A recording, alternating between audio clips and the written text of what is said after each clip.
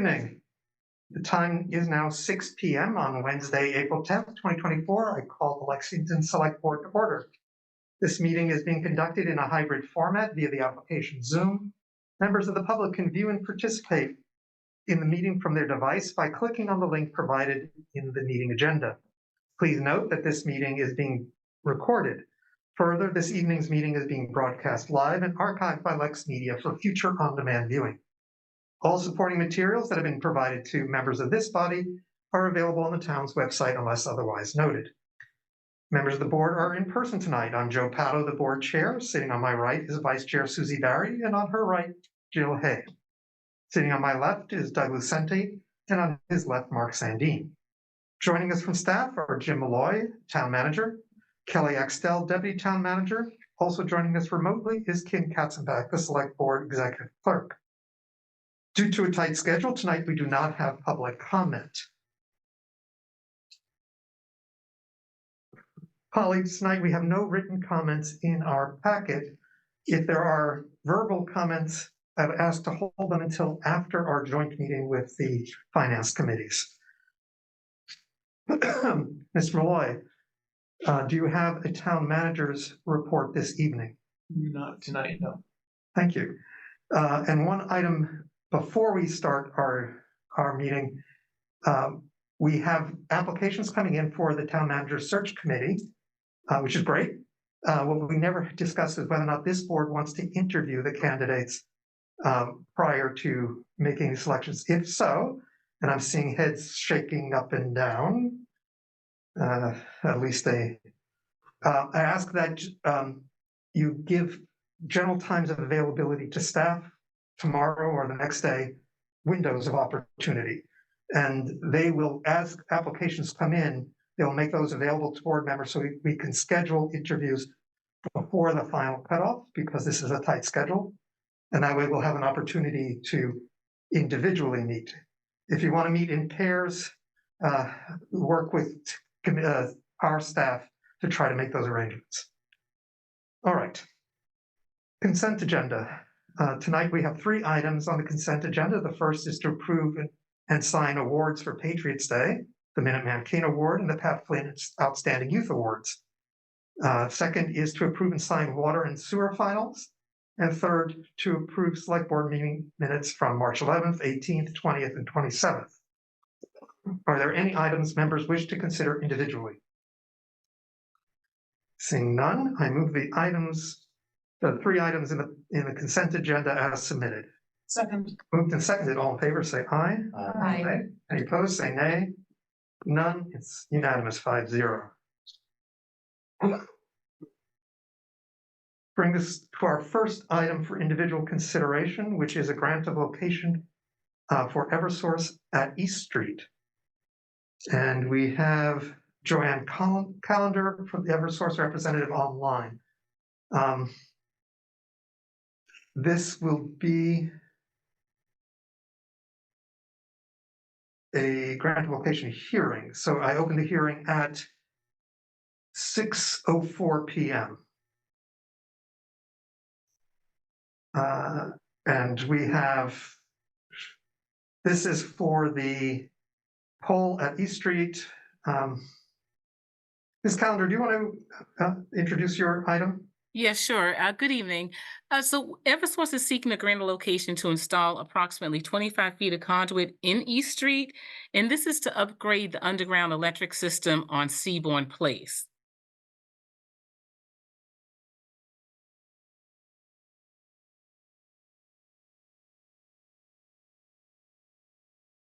Okay. And the engineering department has reviewed the request and have no objections to the petition. Abutters notices were mailed as required. Colleagues, is there any questions or comments? Seeing none, I'll open this for public questions or comments in the hearing. If you are online, please raise your hand using the Zoom function. If you've dialed in, use *9. And if you're in the room, please approach the microphone.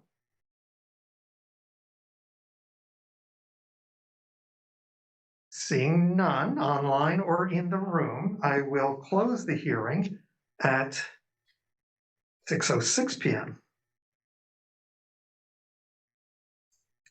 and move to approve a grant of location to NStar Electric Company doing business as Eversource Energy to construct and a location for such a line of conduits with the necessary wires and cable therein, said conduits to be located substantially as shown on the plan made by K. Rice dated February 23rd, 2024, under the following public way of Lexington East Street, easterly from pole 27/7 at Seabourn Place, to install approximately 25 feet of conduit.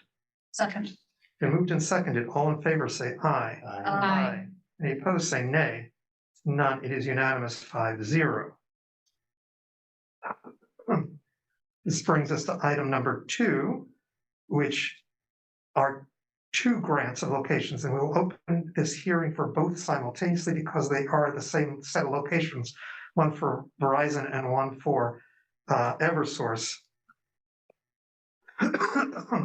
So I will open the hearing at 6:07 p.m. And this is for the request from Verizon New England and NStar Electric Company, a request for permission to locate poles, wires, cables, and fixtures, and necessary anchors, guides, and other such sustaining and protecting fixtures to be owned and used in common along and across the following public ways: at Pelham Road to relocate one JO pole, P.9 located on the northerly side of Pelham Road at approximately 25 feet southwesterly from its current location. And this is to accommodate construction at Beech Tree Lane.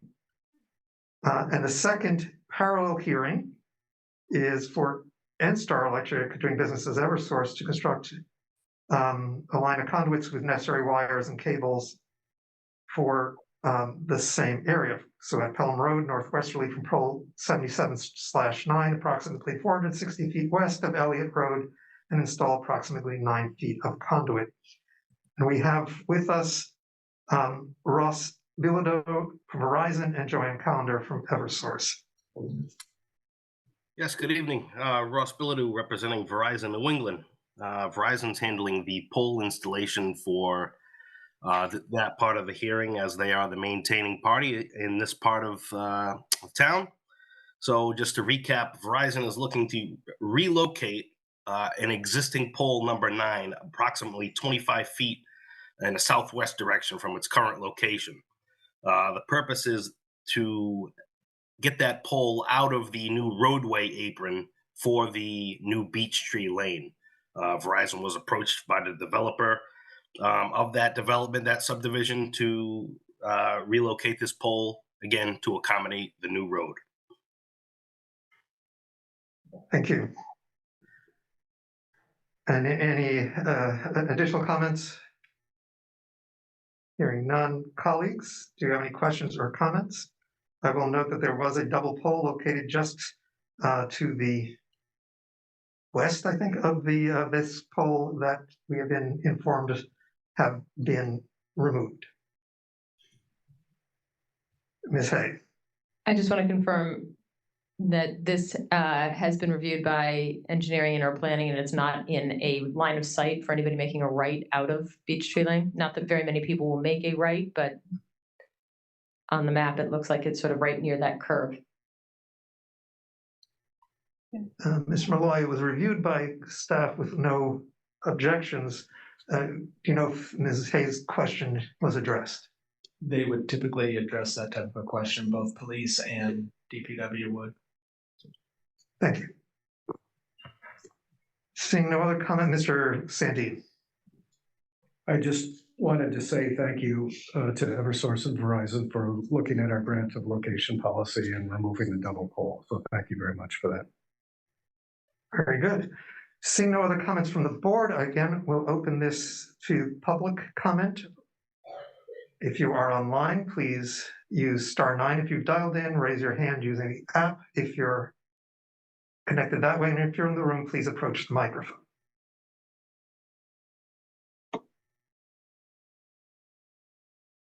Seeing no one in the room and nobody online, I will close this hearing at 6:10 p.m. And I'll make 2 motions. and we can vote them together. Move to approve a grant of location to Verizon New England Incorporated and N-Star Electric Company doing business as Eversource Energy to locate poles, wires, cables, and fixtures, including the necessary anchors, guys, and other such sustaining and protecting fixtures to be owned and used in common by your petitioners along and across the following public way or ways in the town of Lexington as follows. Relocate one JO pole P.9 located on the northerly side of Pelham Road at approximately 25 feet southwesterly from its current location. And move to approve a grant of location to N-Star Electric Company doing business as Eversource Energy to construct and a location for such a line of conduits with the necessary wires and cables therein, said conduits to be located substantially as shown on the plan made by K. Rice, dated March 20th, 2024, under the following public way of Lexington, Pelham Road, northwesterly from pole 77/9, approximately 460 feet west of Elliott Road, and install approximately 9 feet of conduit. Second. It's been moved and seconded. All in favor say aye. Aye. Any opposed say nay. None. It is unanimous, 5-0. Thank you. Thank you. Thank you for your time. You're welcome. Moving now to item number 3, which is the annual town meeting. Ms. Axtell? Thank you, Mr. Petto. There's one item that just came in at the end of the day, which was an amendment to Article 31, the single-use plastic bottles. It's to refer the article to the select board. So I did put it in your packet and sent it to the board to discuss. It doesn't come up this evening. It comes up At our next. at our next one. So Ms. Hay? I just wanted to ask, I am not opposed at all to the delay of this based on the reasoning. I'm just curious, because it's a citizens article, is the refer back to the select board the appropriate as opposed to an IP? Since it's not a zoning article, I don't believe that there's a prohibition of bringing it back if it's IP. Ms. Axtell? I was just going to say, I didn't speak with the moderator directly, but I would imagine when she speaks with residents or anyone that wants to IP or refer a citizen's article, she speaks with them about that, and then they go the way that they should go. So I don't have the exact answer, but I do know that when she discusses all the options with folks. Okay, it seemed odd to me that a citizen-generated article would end up on our to-do list, so to speak. Well, I think that the work needs to be done with the community. I'm not sure that it really should be under our direction, and that was my only hesitation about the method of delay, so to speak. So this is an amendment being offered by a town meeting member, and the way I read it is, from a practical effect, if we voted against the citizens petition, it would fail just as effectively this would. But by passing the amendment, town meeting is telling the select board that they want this to be placed on our agenda to do the work, to bring it back after more due consideration and engagement. So that's the difference that I take away from this amendment being passed versus us just voting the underlying motion in the negative. Right, but I wasn't suggesting we voted in the negative. I was just asking the distinction between indefinite postponement, which then puts the onus of outreach on the proponent, as opposed to refer to, because it's not refer back, it's refer to the select board, which then puts it on our agenda. And again, I'm actually not trying to speak to the substance. I'm just really trying to understand why that would leap from being a citizen article to being a select board article. Right, and again, my interpretation is that we have a town meeting member who believes it should be on our agenda and wants the town to take ownership to move this forward. And otherwise, the substitute motion should have been to indefinitely postpone. Mrs. Barry? Mr. Petto, I'm going to assume Mr. Michelson is attending the joint meeting in a few minutes. Is it possible to postpone our discussion on this since it's his amendment until he arrives? so he can speak to it? We can certainly ask when he arrives. Okay. That might answer some of Ms. Hayes' questions, is my point. No, understood. Looking, I'm pretty sure that the finance committees are only posted for 6:35. So the meeting. It's fine, actually. Since it does not come up until the 29th, I think we have, or not the 24th, I'm sorry, the 24th, I think we do have time to have him answer that question. Ms. Shandy, were you reaching for your mic? I had the same concern as I had. All right.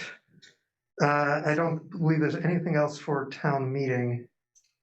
I will note that I will make a brief announcement at the beginning of town meeting tonight with regard to the high school project, because the next public forum will be May 2nd. It's come around several times.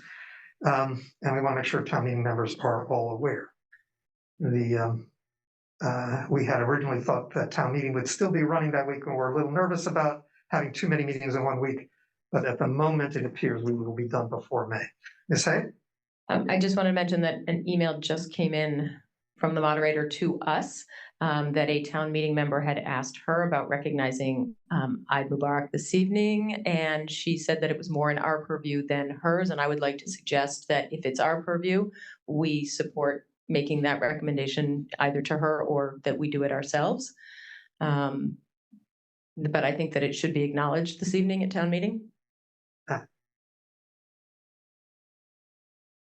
I agree. And I said that wrong, but but it is, it is a well acknowledged and meaningful holiday that is being celebrated this evening by the members of our Muslim community, and I think we should acknowledge that this evening. Yes, and Ms. Hay, were you suggesting we do it, or the moderator was suggesting that it's our purview, whether we acknowledge it or she acknowledges it. We can have that discussion with her. I just would like us to agree that it should happen. Yeah, it is the end of Ramadan, and we should be acknowledging the holiday. So I will discuss with the moderator how she would like to proceed. Thank you. And thanks for noticing. I hadn't yet seen that mail. I think that's it for item number 3. I have one more.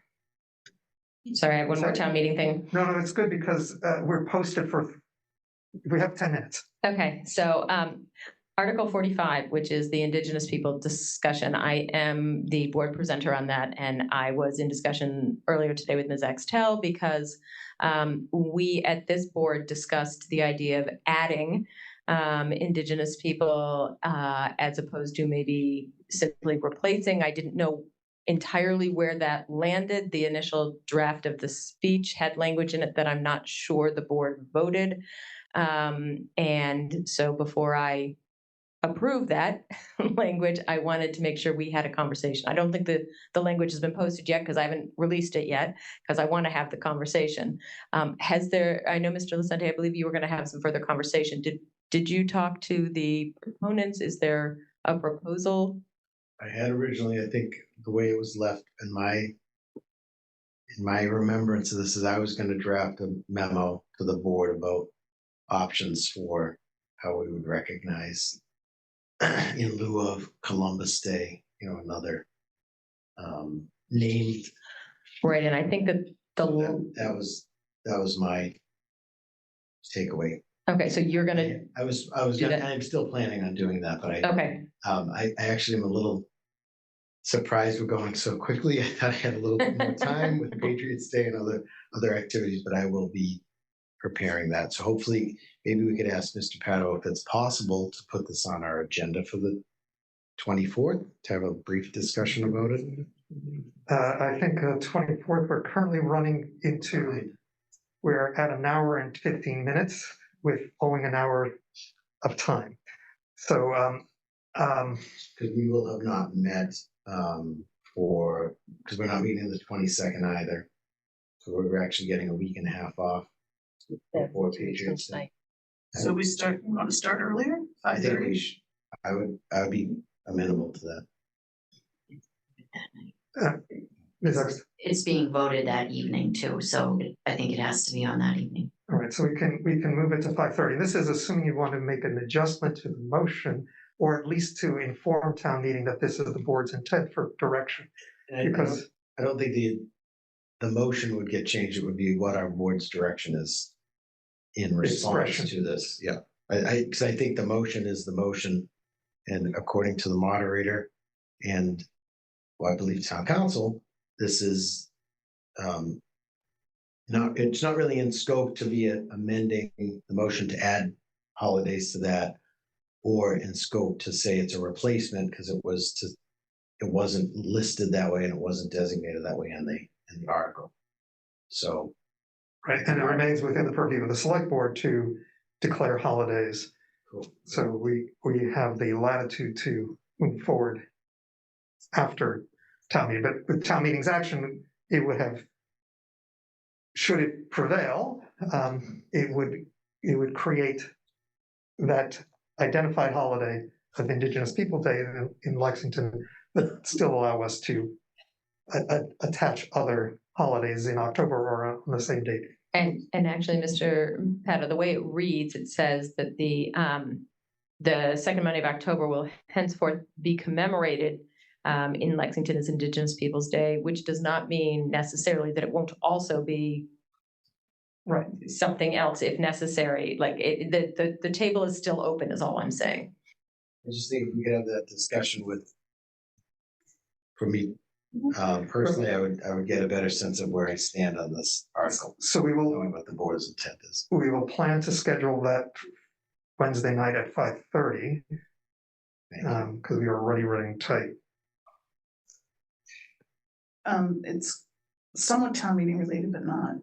So schedule. So if we're going to bump the 24th to 5:30, if we conclude town meeting on the 24th, are we taking the 29th at night off, which is our tradition?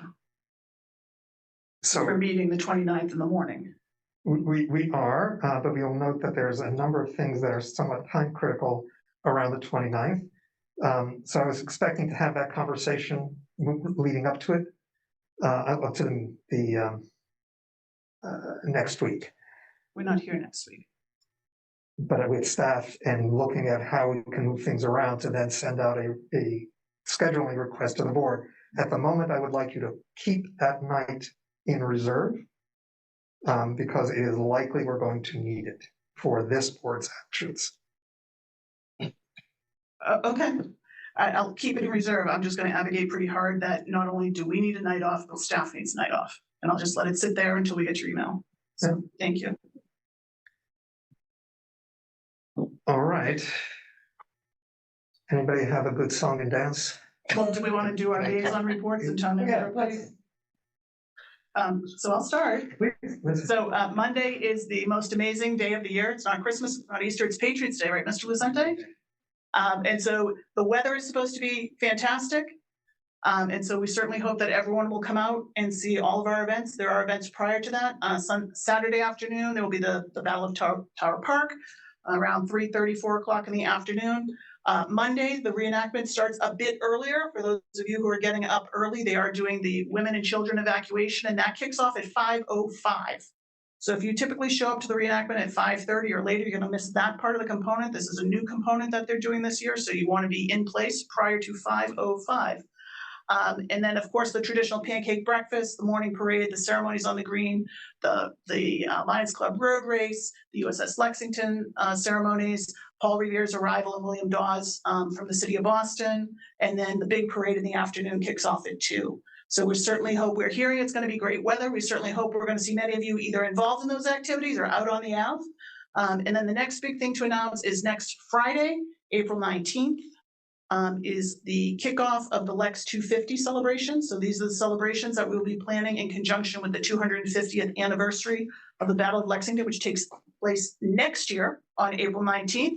So at 12 o'clock noon, we'll be holding a community event in front of Cary Hall.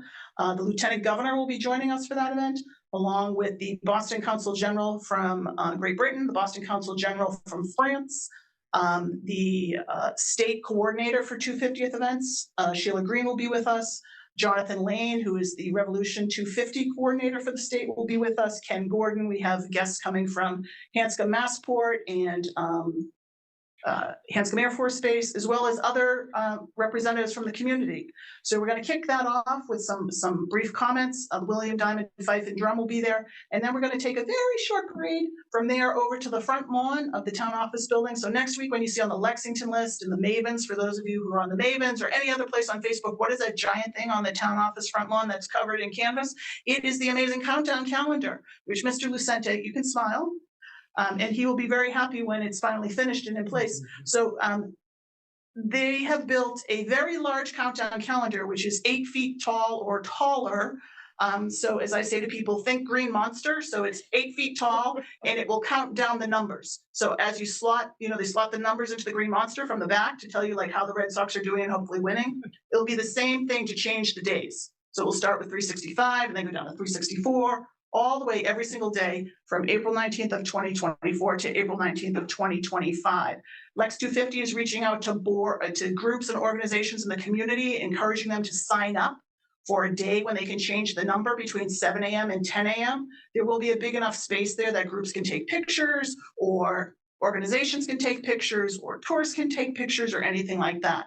Following that, from 1 to 3 in the Carey Memorial Building, we'll be having an event called British Tea and Colonial Talks. We'll be serving different types of British tea, and there'll also be what they're calling Lex Talks, which are very brief talks on different topics related to colonial Lexington. So you might learn about, what the Minutemen wore. You might learn about instruments that were used during the time. You might learn about conditions at the time, foods that they ate, things like that. So that's happening in the afternoon. And then Friday night, the 19th at 7 p.m., the Bicentennial Band, which, for those of you who didn't know, the Bicentennial Band was formed back in 1974. They used to perform in Lexington Battle Green. They will be presenting a free concert, free, F-R-E-E, free, 800 people to fill Carey Hall, and we need to fill it, okay? Bring your friends, bring your neighbors, bring your enemies. We need to fill the hall. And their theme is, it is a British theme. And so they're starting with classical music all the way up through the Beatles to kind of kick us off and get us going. So we certainly hope you will be there. And last but certainly not least, the official website for Lex 250 will launch on Friday, April 19th. And that URL is lex250.org. lex250.org. If you see another Lexington 250 website out there, it is not the official website of the town of Lexington. So lex250.org will tell you everything you need to know, and we certainly hope we'll see you on the 15th or the 19th or both, and maybe the days in between. So thank you. Wow. You wanted a song and dance, you got it. I was about to say, I thought I was kidding when I was asking for a song and dance, but I've got a full entertainment package. You're welcome. Thank you. You're welcome. It is now 6:30. The finance committees are posted for 6:35. Could you check to see if you have quorum and online participants? While they're doing that, Mr. Michelson has come into the room. And Mr. Michelson, we had a question during our town meeting item asking about your proposed amendment on the water bottles.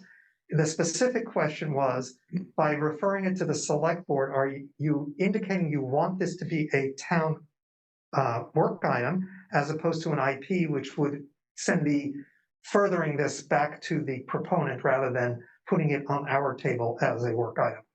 Yeah, so as I put in my email to the town meeting member list, we would like the town departments to delve into this.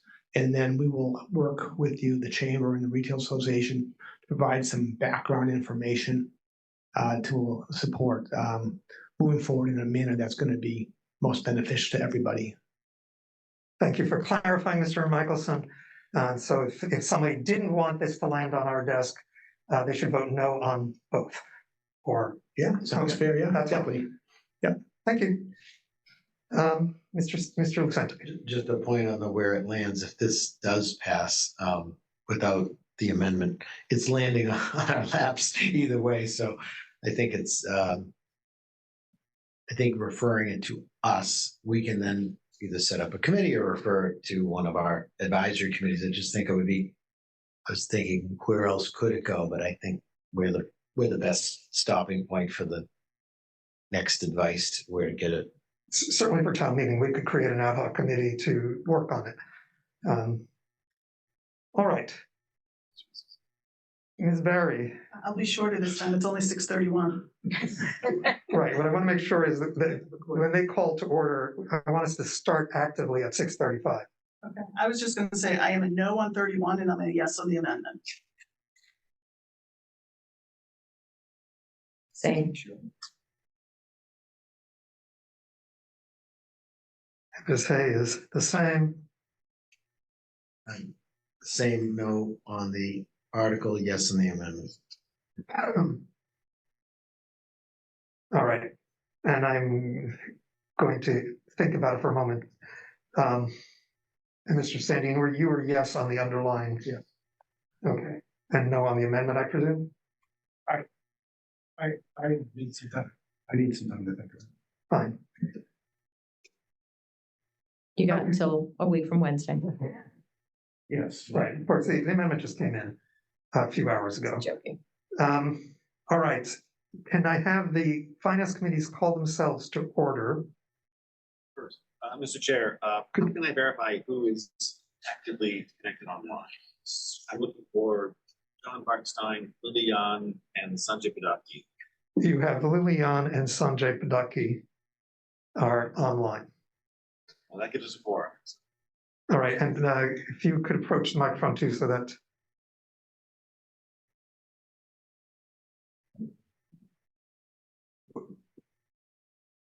Go ahead and call yourselves to order. Mr. Lamb, if you would start, and then. Thank you, Mr. Chair. I'll call this meeting of the Capital Expenditures Committee to order. With us, we have Rod Cole, David Cantor, Lisa Rhodes, and myself. Nobody is online. Thank you. Mr. Chair, I call this meeting of the Appropriation Committee to order. In person, we have Alan Levine, Eric Michelson, myself, and Carolyn Kostoff, who is a non-voting member. Online, we have Lilian and Sanjay Padaki. Eric. I'm sorry, I did say Eric Michelson. And Neil's downstairs. He's needing dinner downstairs. Doesn't count for good, I think. All right, and we have another member who is about to come in from downstairs. With that, I'm going to ask Mr. Cronin to begin the presentation.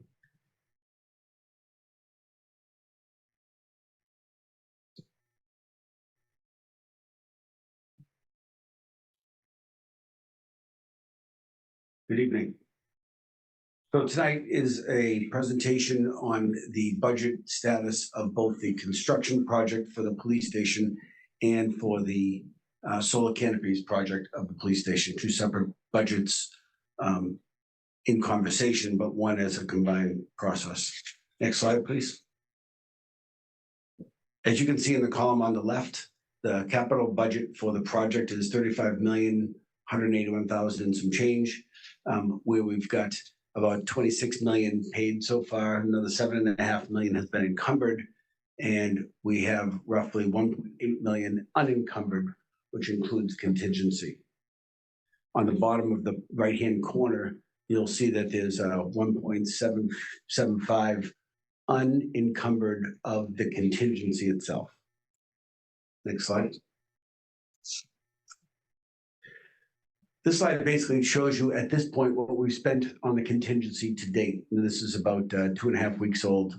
So there is another change order that's out there for roughly $526,000. But at this point, there's roughly $1 million in front of you for what has been spent on a contingency. Number of items are related to, at the very beginning, the delivery of the switchgear was delayed. But we ordered it in October of 2022. That was delayed immediately with expectations of it being delivered this month. So almost a 18-month lead time for a switchgear. As a result of that, we made a bunch of provisions to make sure that the building was ready from a power standpoint. There were some changes made to the internal switchgear room so that we had a temporary solution in the event the switchgear didn't make it. We could bring normal power into the building and have a backup solution. So we did some change orders associated with that. Any building construction project, we anticipate anywhere from 2 to 4% for contingency from a construction standpoint. We're a little over 2% on this project right now. We're anticipating, we're about 800,000 at this point for change orders for the building construction. And we've had some site considerations related to some of the change orders related to the relocation of the 2 transformers, the battery system, and some of the ductwork pathways from our original scope of work. Next slide. So this slide will tell you a little bit about what the project managers believe the expected expenses between now and the end of the job. And the end of the job, I'm going to say, is the move-in date is on June 20th. I believe I said June 21st last time. It's really June 20th. And we're anticipating a lot of activity to happen in the next 68 days. There's a lot of activity to happen. So looking with the project, some of the components that are up there, change order 11 is already in it's being looked at and evaluated right now. We anticipate paying that. The change order number 2 that's on the list of the pending change orders, $526,000. I've reviewed that myself. There's quite a bit in there. Not sure all of it's going to pass, but we anticipate a fairly significant piece of that will pass. The delay of the turnover of the building, the substantial completion date has moved a couple of times, and as a result, we will continue to wind up paying GC and GRs to both the general contractor, to the OPM, and to the architects. That's in that next line. There's a Hey, Mr. Cronin? Yes. What's the GC or GR? Sorry, general conditions and general. It's called brain freeze, isn't it? Requirements. Sorry. Wow, lost it. This is what old age is. The next line on that is we're forecasting about $400,000 in expenses. We're not 100% sure what that is, but we're projecting some expenses between now and the end of the move-in date and some closeout costs. And as you go down the list, you'll see that there are some anticipated components of expenses that are still out there. The green list, we haven't made any of those purchases yet. Those are all things that we've either pulled out of FF&E and we're handling on our own, or they're a component of FF&E that we've deferred to a later stat. So we anticipate all of those components to be expended fully. And then on the very bottom, the gray area, there's the testings and equipment and things that we need in order to actually move the folks into the buildings. So we're anticipating spending all of those funds as well. And that leaves me a balance of about $146,000 at the very end of the project. This particular picture, I wish this was colorized. I wish there was another way to display this. This is the pathways that we originally owned when we signed on with the general contractor. This was the original pathways and the duct banks that were originally owned at the beginning. The highlighted box, the highlighted box in the center of the screen is where we had some original equipment that was right on the edge of Fletcher Field. It was requested that we relocate those pieces of equipment, the 2 transformers, the PE9 switch, and the battery system to more closer to the back near the monopole and to the bike path. So that whole section wound up being relocated. Next slide. And you can see this is the new set of pathways. So there was a considerable amount of change done, anticipating where we think the monopole is going to be, the 2 locations of the transformers, the batteries, and all of the new charging systems. The next slide kind of shows you where we're anticipating the new rooftop canopy to go. That's about a 42 kilowatt DC system.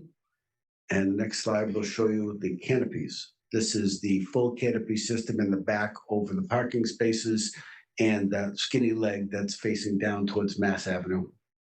That is roughly 300 kilowatt DC power. So this will show you a little bit about the $3.4 million budget that's associated with the canopies, the solar battery systems. The foundations, the first 2 lines, those are in. So those are in place. If you drive by the police station, you'll see some plywood boxes with some orange on the top. Those are the footings. Those are underground. So meaning the steel is going to go below the surface of the earth and the footings will be covered up. That's intentional. If you go to some of the schools, you'll see the big round concrete columns that are out there that not the most attractive. One of the features for this particular design was to keep all of that concrete work below grade. So the connection point for the steel and the foundations are underground. The solar canopy steel. So we wound up having the contractor that we're working with to build the building, CTA, coordinate with their steel vendor on what this will cost for us to purchase the steel and install it. And we got a price of about $2.1 million for the steel. It's expensive. We're not making many bones about it. We're looking at different options out there, but right now that is the quote that we have with the steel vendor. The lighting that goes under it is about $55,000. There is a sidewalk that goes underneath all of the perimeter of the solar canopies. That's about 22 feet wide. That's an additional $85,000 over what we already owned. Again, general conditions and general requirements for this particular part of the project, which the contractor is entitled to, is roughly $175,000. We're paying the architect to do all this additional work for us, and the construction testing. There's concrete breaks. There's a significant amount of testing related to the welds. This is a welded steel system. It is not a bolt-up system. So the connection points are very, very different than all of our other steel work. We do a lot of work with bolts. This is, from its cosmetic standpoint, this is a very clean, no bolt system. So all the welds that'll be done are all done in the field. They'll be ground and repolished and tested in the field. So that's why that number is kind of large.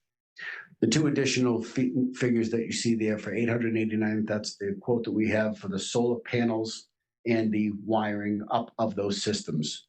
So that number is a number that's a little north of what I'm sorry, I had it backwards. The battery itself is a 2-hour battery.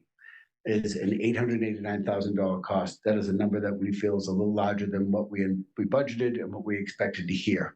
It is also not a 4-hour battery, and the price that we received for them is $1.2 million. So we'll get to that detail in a minute. The solar canopies, the solar panels themselves that go on top of the canopy over the parking spaces is $752,000. That number is also a little higher than what we expected. That does include installation. That does include all of the wiring up and the turning on of the system.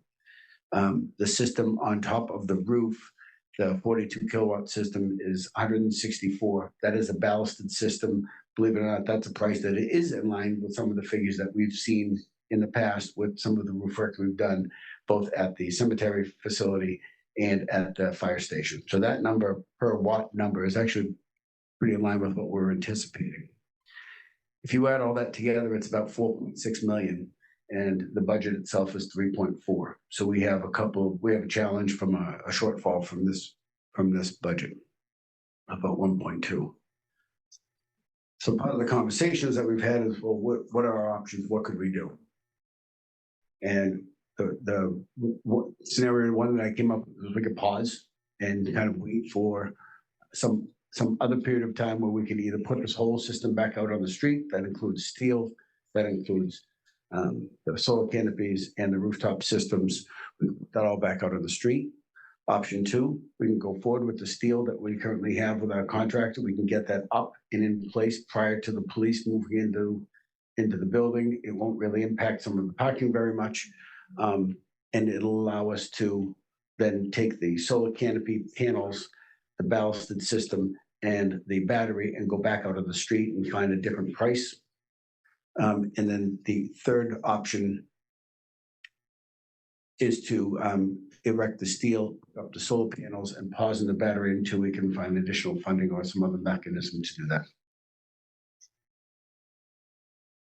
I believe that's it, and I'm happy to take questions. Thank you, Mr. Cronin. So, colleagues, we have our finance committees with us because, as we discussed this last week, we felt we wanted to make sure we engaged with them in this discussion. The decision tonight is which of these three paths to take. Do you have any questions to pose before you'd like to hear from the finance committees? I saw Mr. Sandine and Ms. Barry. Oh, Ms. Barry. Mr. Cronin, just a question. You mentioned that you've already engaged with CTA to do some of this work. CTA is the current general contractor on site, and as part of a change order process, we've talked to them about doing all of the site civil work, the foundations and that work, and providing the steel quote for the structure itself, yes. Okay, so if we were to go on a pause, there's no active contract with them that would suffer any penalties from or anything like that? Okay, thank you. Mr. Lucente. I just wanted to thank Mr. Thorne, and I think Mr. Sandin had a part to play in this or sort of the financial aspect of, what is the payback period? What's the return on investment?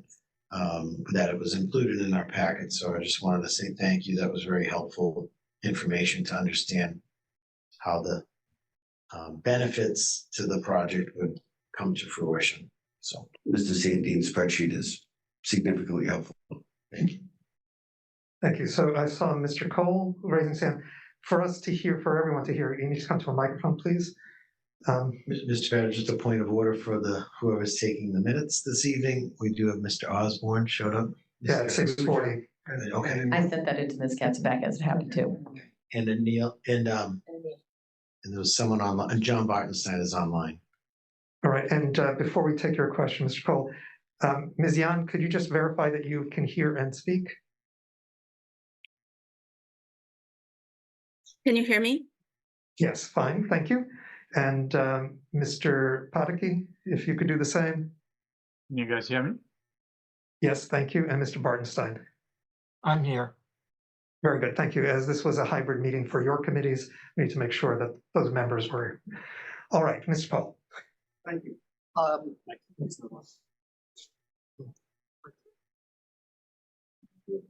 Towards you. Push towards you. Thank you. Thank you. I appreciate the help. Just so I understand, if we do number 3, we get an immediate benefit, but perhaps not as much as we'd like. We don't have emergency storage. We don't have smoothing out of peaks and demand and stuff, but we do get the electricity. Is that right? Correct. So the offset of the solar at this point is expected to be a net zero offset. But as you know, at nighttime, when there's no solar, we'll wind up using power from the grid. Right. Do you have... Mr. Paul, for a second. And Mr. Sandin, could you elaborate? Yes, well, that answer is correct from a physical sort of electrical standpoint. There's other considerations you have to take into account from getting approval from the utility to interconnect these. So there's a significant delay added in if you split the solar and the storage from each other, and some risk that you might not get the storage approved at the same time. Excellent. So my next question, and this gets to that, which I very much appreciate. Can you give a sort of a real quick pro and con? I don't know enough here to understand the pros and cons of the different options. A little bit of, here's my opinion. I think the prices that we got are kind of elevated. We're using a second contractor to kind of understand that market. We're not experts at it, so we're bringing some folks in to help us with that. And I think the prices that they're giving us with some of the consultation we've had with some folks in town seem to be elevated and are causing the budget to be over budget. So we're considering that number to be a number we'd like to go back out of the street and apply that to a larger market. We see who else can supply those exact same materials from much. Does that include the steel as well? We could do the steel. I'm afraid what's going to happen with the price of steel and with the price of labor is that number is going to continue to creep. There may be an industry out there that is able to supply that steel less expensive. We're still looking at a couple of other vendors to see if that's the case. We could ask CTA at that point to abandon steel supplier 1 and go with steel supplier number 2. We would have to establish a relationship for that. If that's not possible, we'd have to take price number 1, or we would go all the way and we'd have to put the whole thing out in the street. I'd like not to do that. I'd like to have the steel structure up in place. I think that's the safer of the options. But it does appear from our conversations with some of our folks in town, Sustainable Lexington specifically, that the price per watt for both the panels and the battery is excessive. All right, thank you. So we'll have Mr. Lamb and then Mr. Pataki online. Okay, thank you. If you could just clarify if we went with door number 3, we wouldn't need the 889,000, but we're still 1.2 shy. So what's the difference of the 0.3 there? Is that made up with savings by going out again? There's 146,000 that's associated with the project itself, and I'm confident in my team that we can find the additional 150,000 or so to make up that gap. If the budget that I've put out there is conservative. Some of the project team members are not so convinced that it's conservative, but I know some of the players now. I think there's some conservative approaches in there. Mr. Pataki.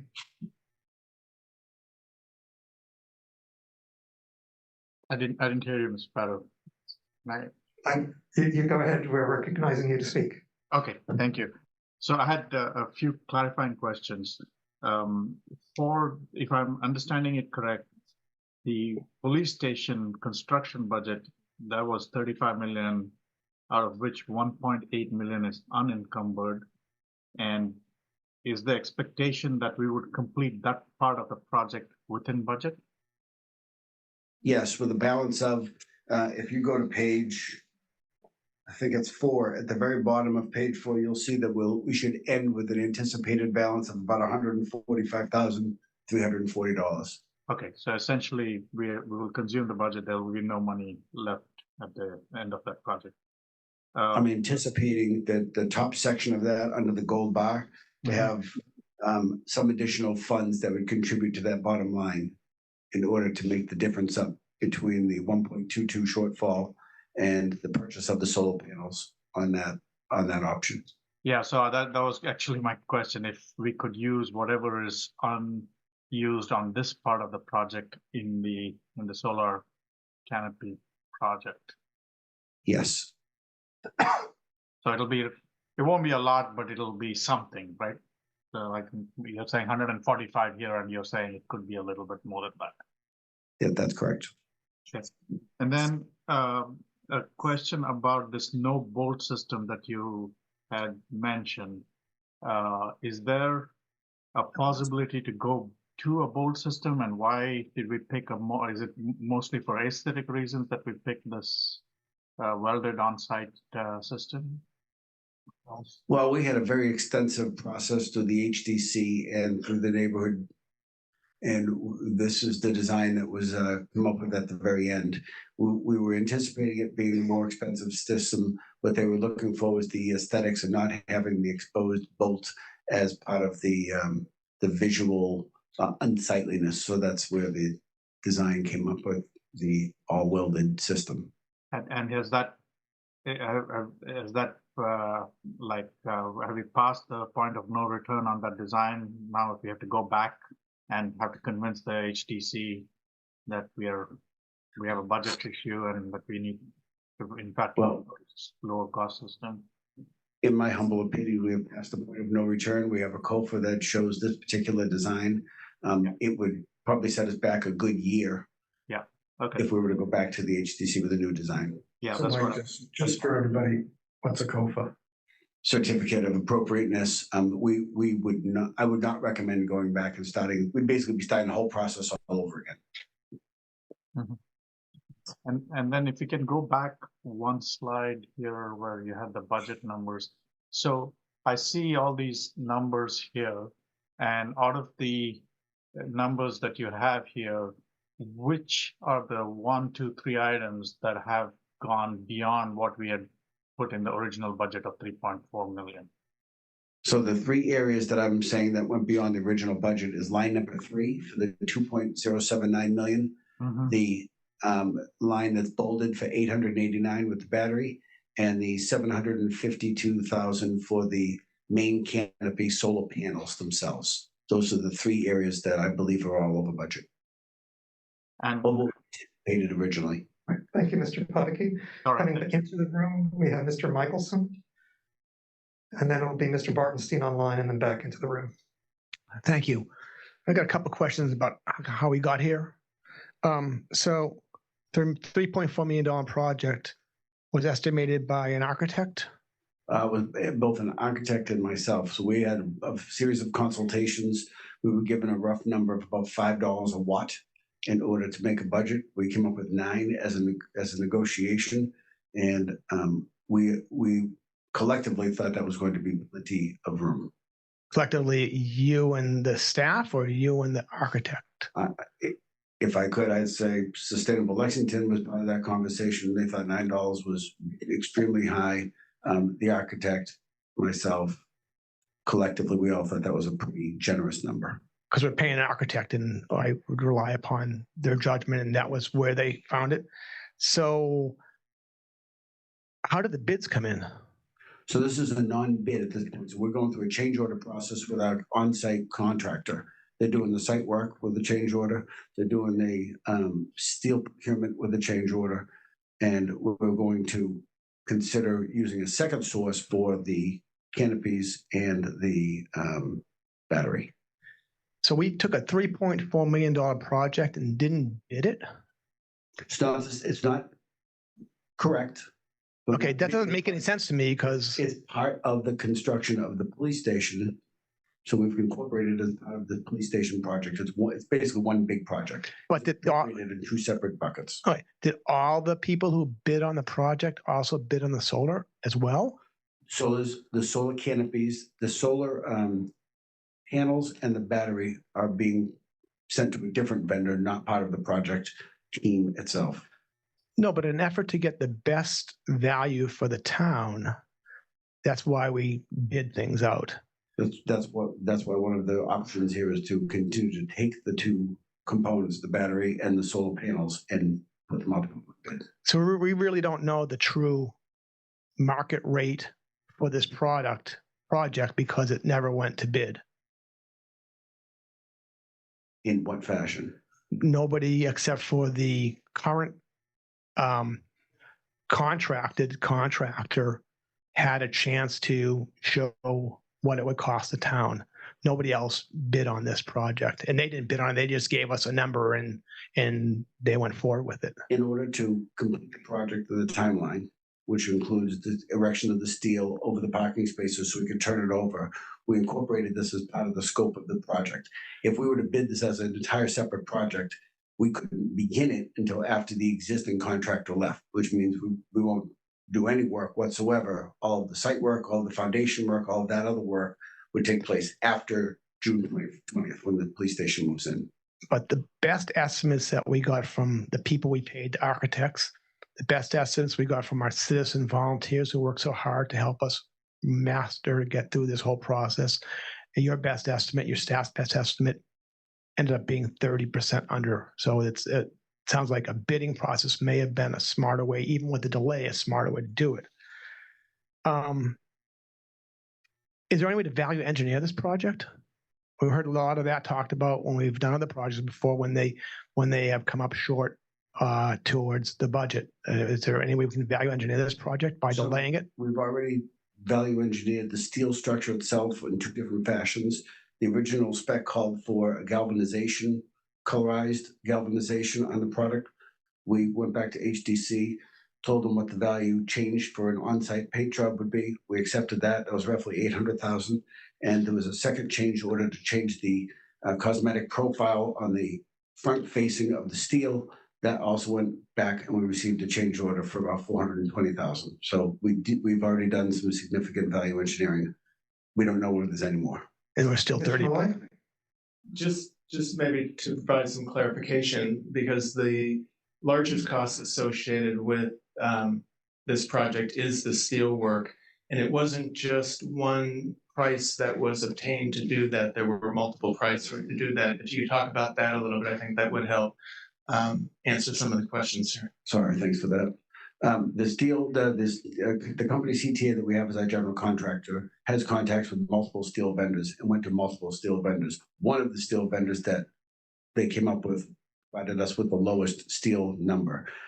The other two numbers were much, much higher than what we're talking about here. One vendor we talked to said they would need an additional 800,000 just to do the bare scope of work that we're talking about now, not even with Galvey and not with the other profile. Okay, thank you. That's a good news at least. One other thing I'm concerned about here, and it's not specific to this project, but as you were part of town meeting, we talked about solar canopies for parking lots and things like that.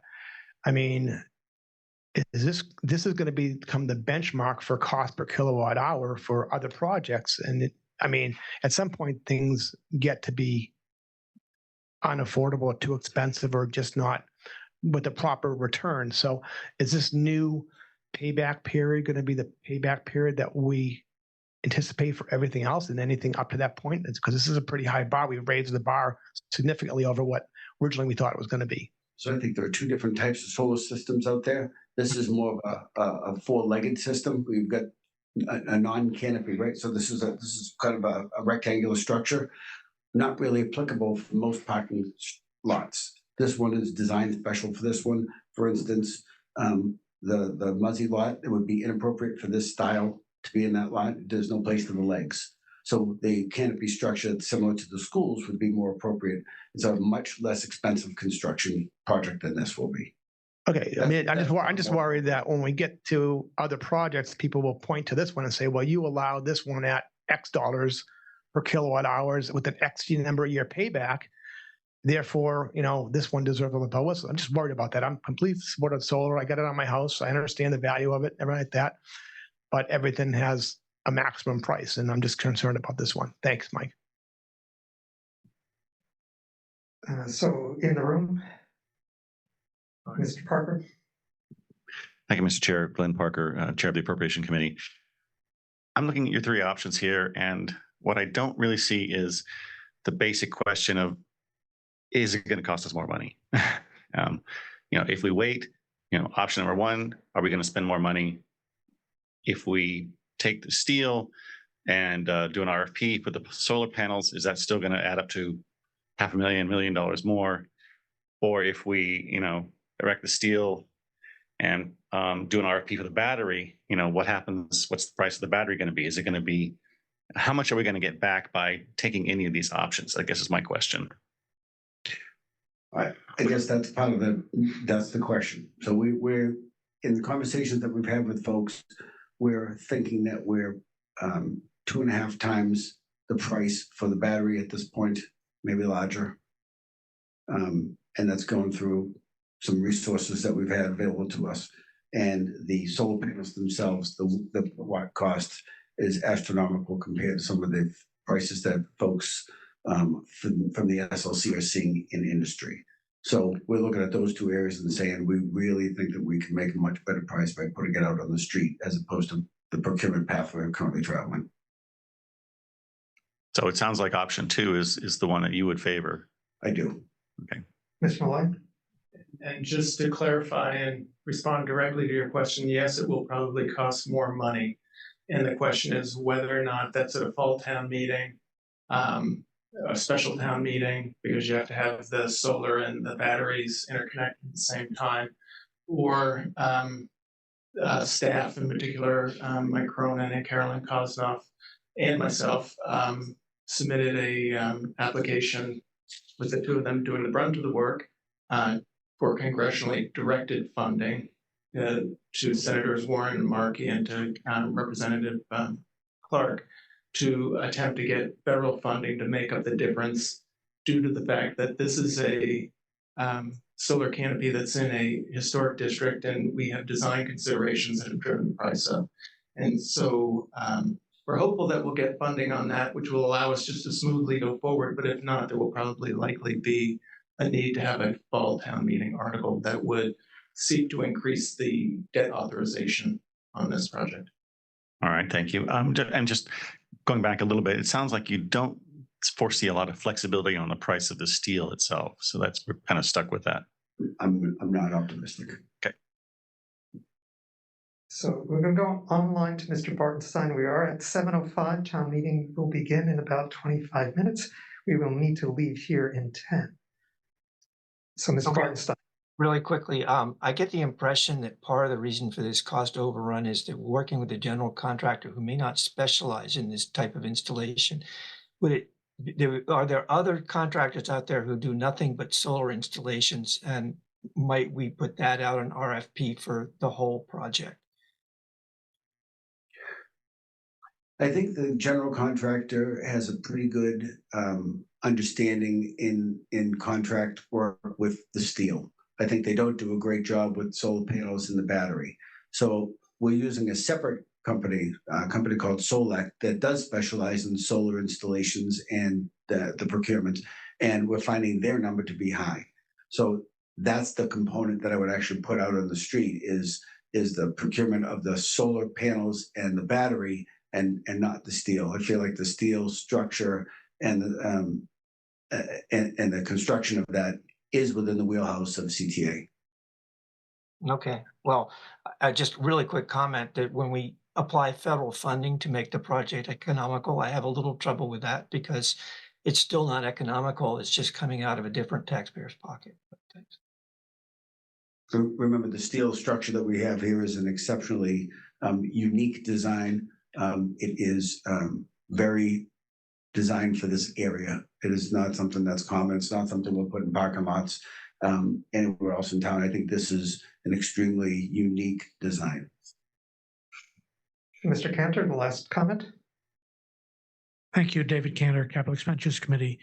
I noticed that we have two different strengths of battery, and the pricing that I'm understanding is for the smaller load. Could I hear a word or two about the impact of going with the smaller battery as opposed to a larger battery? Can I defer? Mr. Sandine. So, Mr. Cantor, the significant amount of the revenue that the energy storage system generates is as part of the Connected Solutions program. And the Connected Solutions program asks you to discharge the battery for 3 hours. If you have a 2-hour battery, you're only going to be able to discharge for 2/3 of the time. That lowers the revenue by 2/3. The smaller battery is also going to reduce the savings the town gets in terms of peak demand savings, because the larger battery is going to have more capacity to lower our peak demand, and so our bills will be lower. My guess is we're seeing about 45-55% less revenue to the town from the smaller battery than from the larger battery. Last comment. Mr. Sandine omitted was that you don't really want to run a battery to zero. You want to run it to about 20%. So it's not only a third, 2/3 of the amount of revenue, it should be less, or you're going to have a much shorter lifespan for the battery. A 4-hour battery is where you want to be to cope with a 3-hour program. One might be contemplating a future effort to change batteries.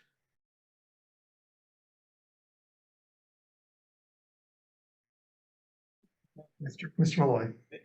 Not on that particular issue about changing the batteries, but one of the things that the Appropriation Committee and Capital Expenditures Committee should be aware of, that we had a discussion here about at the last meeting about the timing of the whole issue, is that by going with the option that allows us to put up the canopy now, it also allows us to then do the restoration work on Fletcher Park and the whole campus area back there, so that's all cleaned up. If we don't go forward with at least the installation of the canopy, then it will be difficult because we'll be tearing up Fletcher Park again after we restore it. So it doesn't make sense to do that. And so it also works well into cleaning up the entire location over here. We do hear a lot from the resident abutters to this area about the disruption in that area and how unsightly it is. And so that's also a consideration that we've talked about a little bit at the last meeting.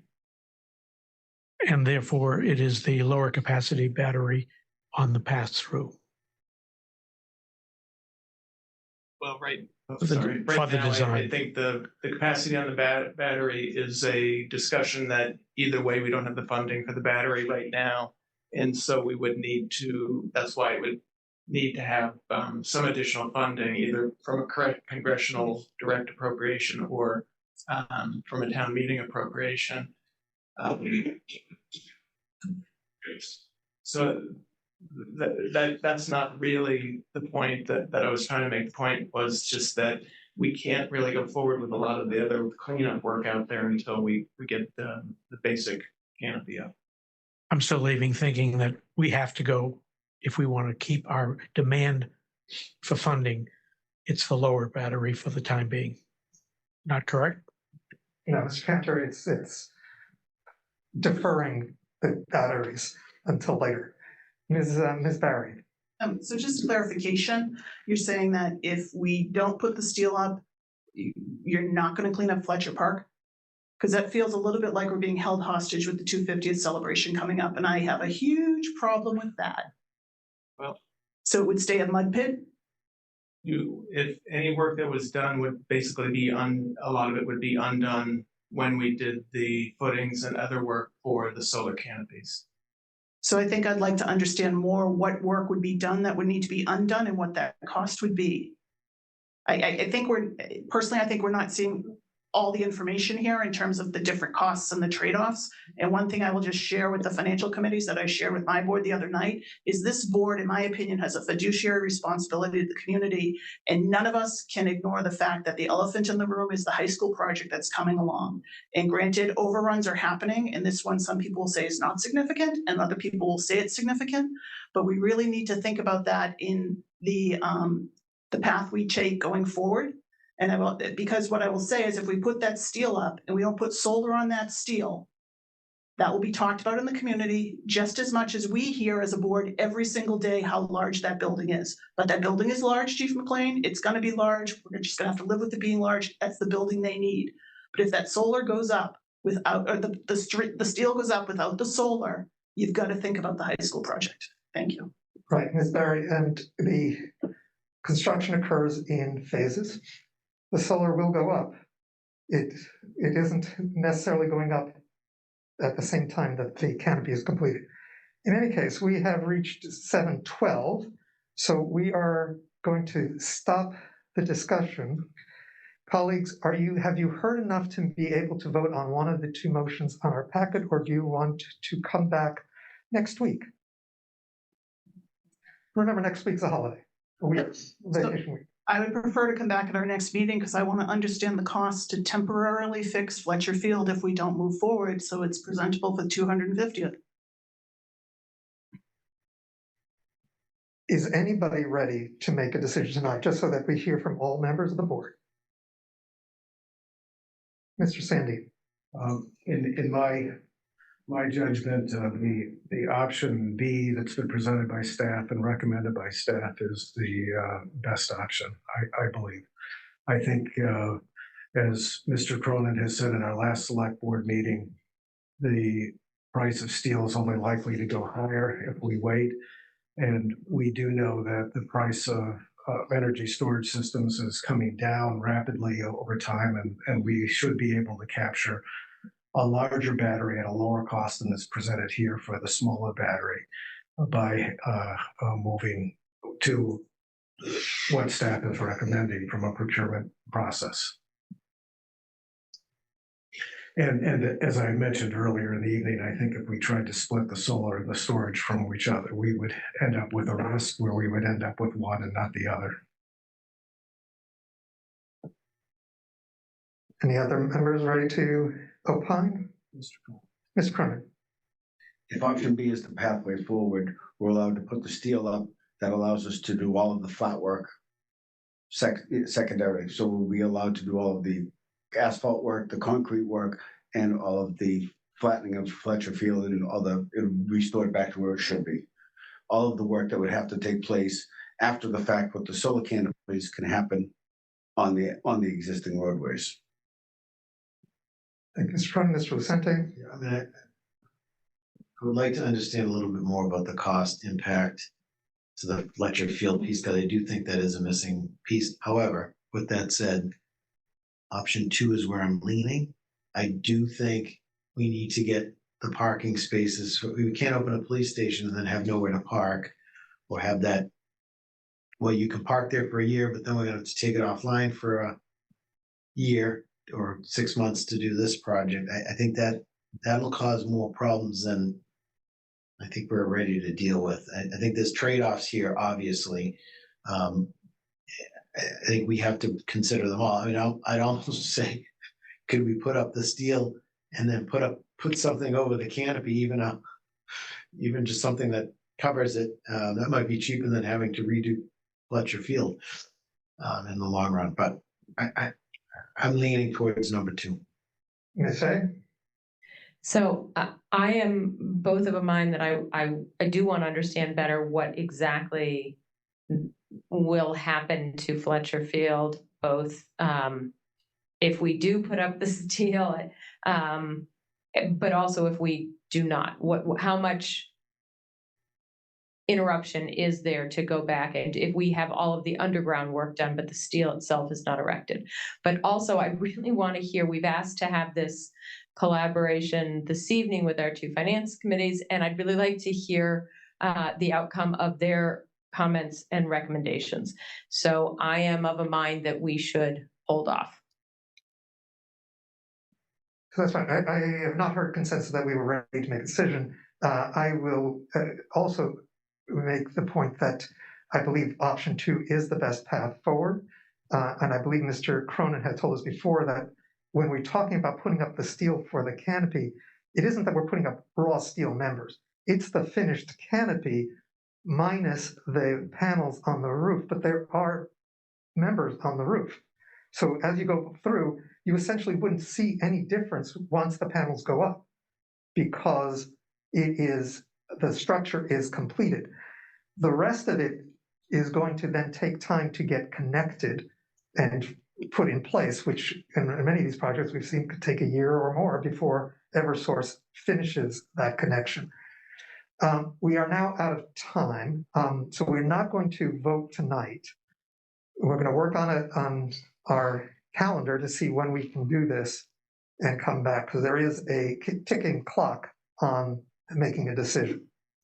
Ms. Hay. I just want to add one more point that I failed to mention, which is that I also am mindful in our calculation as we do this, the length of disruption that we have forced the abutters and the immediate neighbors to endure. So I also, want to have that in our mind as we discuss how we move forward with this and how long this construction term can be tolerated. And I think we're already stretching that.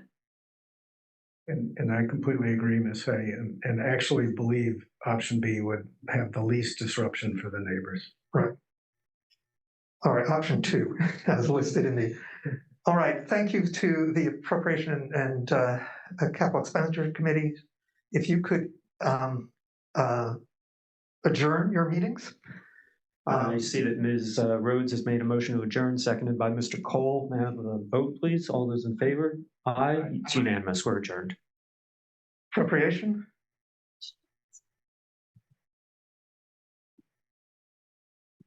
Mr. Michelson, you've made a motion to adjourn. Is there a second? Second. Thank you. All in favor? Aye. Aye. Aye. We are adjourned. Thank you. And the select board will next meet on Wednesday, April 24th at 6 p.m. At 5:30, right? Because we changed it tonight, and it may even be earlier. I move that we adjourn. Is there a second? Second. We move and seconded. All in favor, say aye. Aye. Any opposed? We are adjourned.